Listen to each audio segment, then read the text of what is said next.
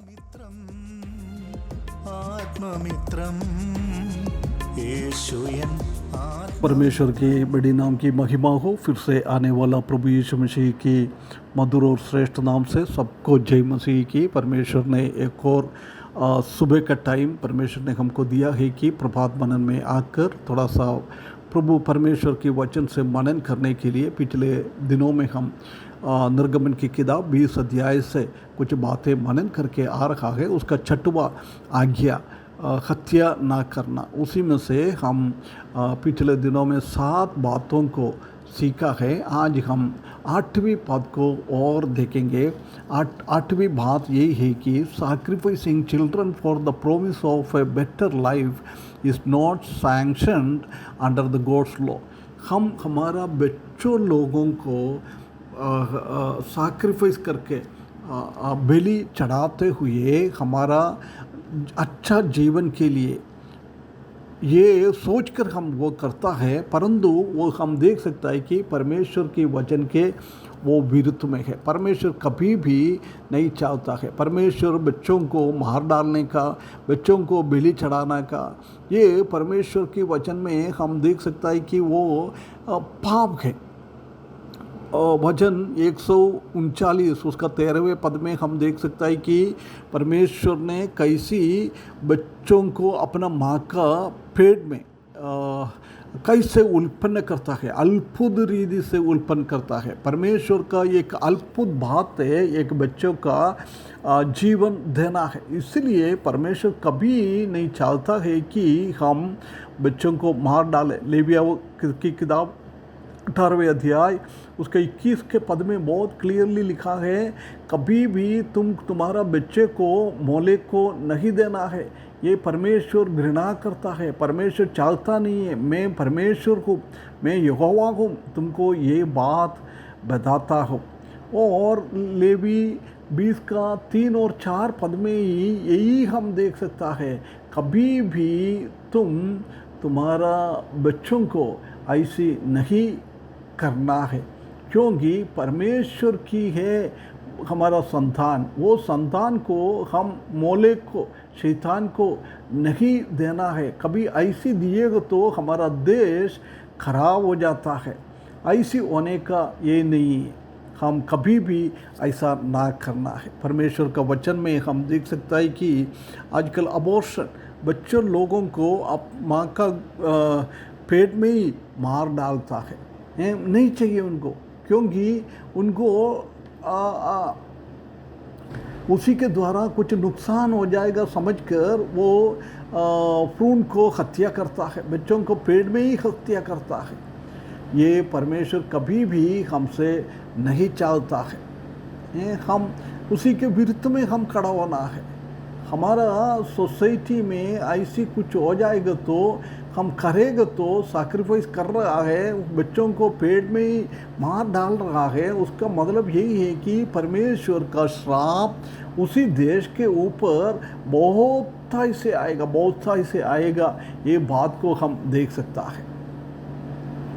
हमारा देश को अच्छा होने के लिए, हमारा लोग अच्छा होने के लिए हम ऐसी मोलेक के लिए नहीं देना है। लेविया की 20 का 5 में भी यही बात को हम देख सकता है कि कभी भी हम हमारा बच्चों को शैतान के लिए देना नहीं चाहिए। आज भी कई जगहों में इसी बात को हम देख सकता है। वो बच्चों को पेट में ही मार डालना है। ये विश्वासी लोगों के घर पे भी आजकल हम देख सकता है, बहुत गंभीर रीति से है ना। लेविया व्यवस्था 18 का 24 से 29 तक भी हम देख सकता है कि परमेश्वर ने बोला है कनान देश में ऐसी इमोरल प्रैक्टिस, अधर्मिकता बहुत बढ़ रहा है। इसलिए परमेश्वर बोल रहे ऐसा नहीं करना है। ये बहुत बड़ी एक बात है, उसी को हमको देखना है। हम जानता है कि परमेश्वर के वचन के विरुद्ध में हम कुछ करेंगे तो वो श्राप हो जाता है। उत्पत्ति की किताब 9 अध्याय उसका 24 और 25 में हम देख सकता है कि नोहा के बच्चे के बारे में। नोहा का एक बेटा हाम है, उनका पिताजी दाखरस पीते हुए कपड़ा बिना कपड़े में सो रहा था, उसने जाके उसका नंगापन को देखा है। उसी के द्वारा परमेश्वर का क्रोध उसी के ऊपर आ गया है, परमेश्वर का वो श्राप उनके ऊपर आ गया है। ये हमेशा हम इसी चीज़ को ध्यान करना बहुत बहुत ज़रूरी है। हम हमारे जीवन के द्वारा कभी भी एक इनोसेंट निष्कलंक खून निकालना नहीं चाहिए। हमारा बच्चों को हो, हमारा बेटा बेटी हो, कोई भी हो, कभी भी हम उनको एक मूर्ति के सामने देखकर हमारा देश को खराब नहीं करना है।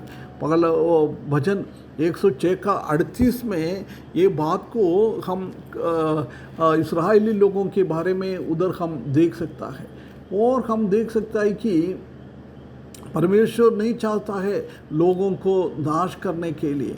परमेश्वर यही चाहता है कि लोग सब परमेश्वर की ओर आ जाए, परमेश्वर के लिए जिए। पगला दूसरा पत्रोस उसी का 3:9 में इसी बात को हम देख सकता है। उसके बाद हम देख सकते हैं कि वो जोना का किताब में 3रा अध्याय और उसका 10वें पद में हम देख सकते हैं कि परमेश्वर ने निनवे के लोग परमेश्वर की ओर आया है, उसने अपने आप को पश्चाताप किया है।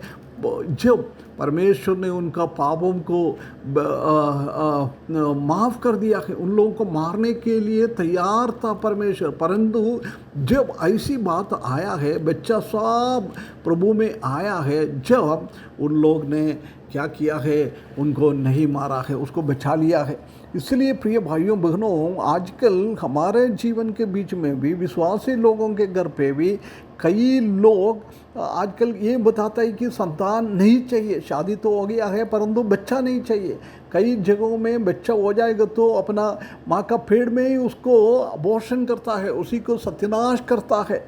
ये सब परमेश्वर के वचन के विरुद्ध में है। परमेश्वर का श्राप हमारे ऊपर आ जाएगा। इसलिए हम सोच समझकर परमेश्वर का वचन के हिसाब से हमारा जीवन को बिताने के लिए परमेश्वर हमको सहायता करे। परमेश्वर की आज्ञा के विरुद्ध में हम कुछ भी काम ना करें, सब परमेश्वर की इच्छा के हिसाब से, परमेश्वर की आग्रह के हिसाब से सब कुछ होने के लिए इस वचन के द्वारा परमेश्वर हमको मदद करे। उनके बड़े नाम की महिमा हो।